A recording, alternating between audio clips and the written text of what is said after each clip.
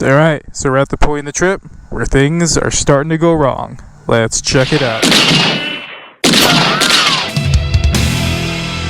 Alright, what's going on YouTube? FXDLS Brooklyn is back in the building.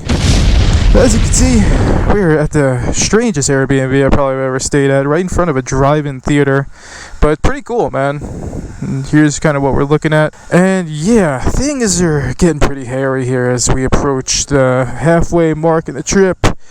This chain, it's probably hard for you to see, but it seems like this chain is kind of on its way out. I'm approaching about, I don't know, 25 to 30,000 miles on this chain. And I noticed that I was dragging on the peg yesterday, and just looking at it, you know, as at a profile view, it just doesn't, it looks like it's sitting in a really weird way that's not normal. So I kind of feel like that chain is gonna have to be replaced. But as is most things, a chain for a Harley Davidson Dyna is not something you could just pick up at any random hardware store.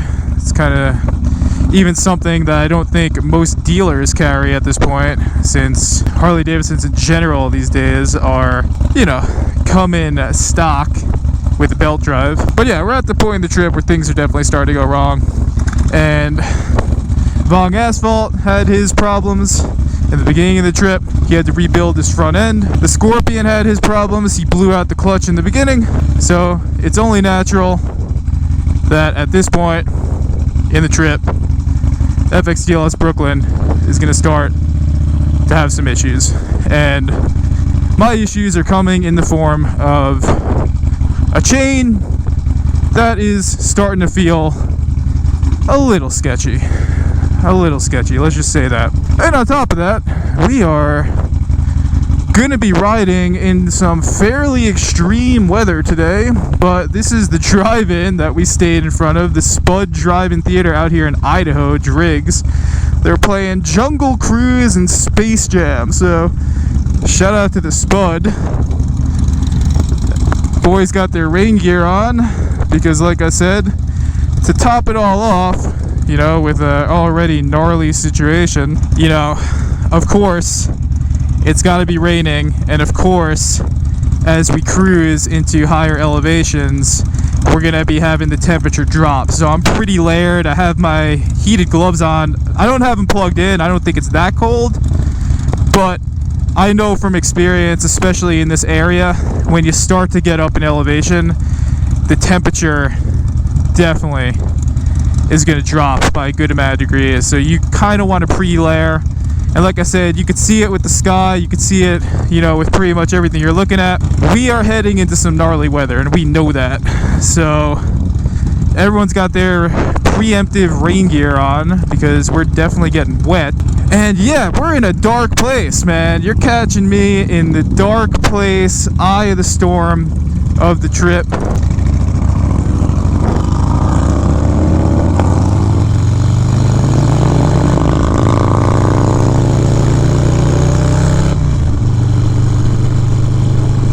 But this is kind of the Hail Mary at this point. I kind of thought yesterday was going to be the Hail Mary, because I noticed the issue with the chain early on in the day.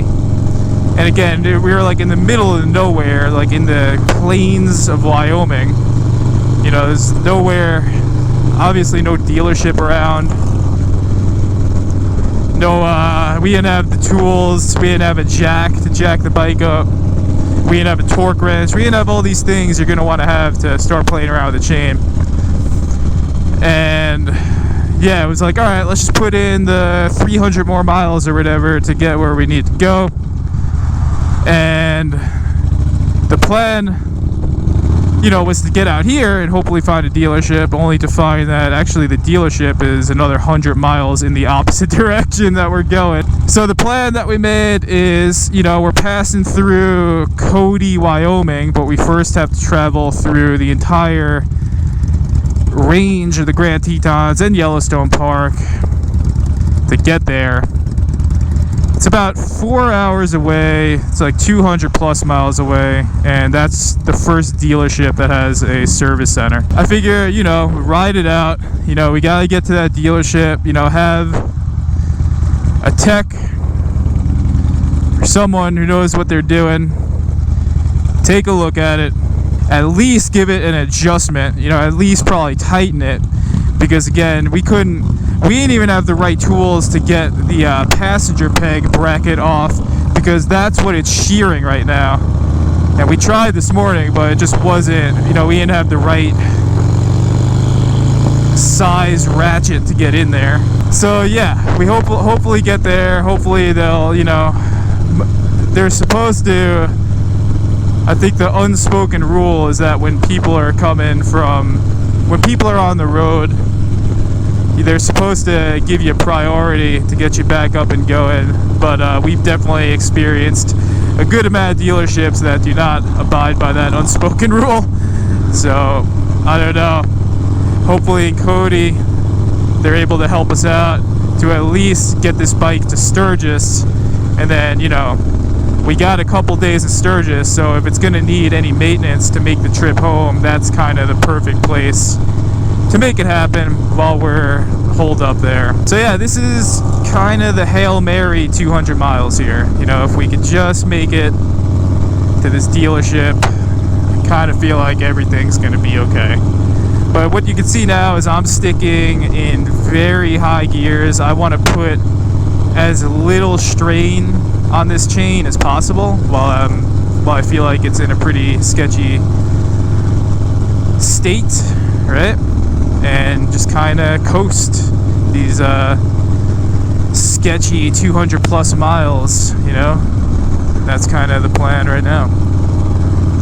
And these guys are all breaking my stones, saying you had to do a chain conversion.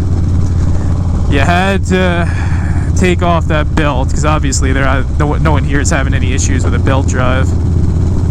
And listen, 95% of the time I'm not having any issues with my chain drive, but again, I do take responsibility for this place that I'm at right now, because when I did have this bike at the dealership, I was originally going to put a fresh chain and a fresh set of sprockets to do the trip, but then after running it by multiple people, they were like, no, that chain's in good enough condition, you should be able to ride it out for the rest of the trip. But of course now, you know, like I said, this chain has got, if I had to estimate at this point, it's probably got about 30,000 miles on it, around, give or take. And again, just looking at it, like, I know it looks like it's kind of on its way out. So I think it's going to be a non-negotiable at this point to at least change it once we get to Sturgis. I mean, the good news is, the benefit of the chain is, if you are in a situation like that where you have to change it out, it's really easy to do. So that shouldn't be a crazy situation or whatever. But first and foremost, we just got to get there safely. But yeah, these videos are important, especially if you're trying to do these road trips, because it's not if you're gonna experience breakdowns and hardships or whatever on the long road, it's when. This is part of the trip. Things get sketchy, things get scary, things never go as planned, and if you could keep an open mind, and if you could stay low, and if you could keep that PMA, and if you got some good road dogs with you, then you should be able to find the light at the end of the tunnel. And when you have that coffee the next morning, it'll just taste all that much sweeter. But yeah, that's the status right now. Things are going bad. Dark clouds are hanging over this particular crew on this particular road trip right about now. And yeah, wish us luck. Hopefully I will come back with some good news coming out of Cody, Wyoming in my next video. But for now, like I said, wish us luck. Keep that PMA.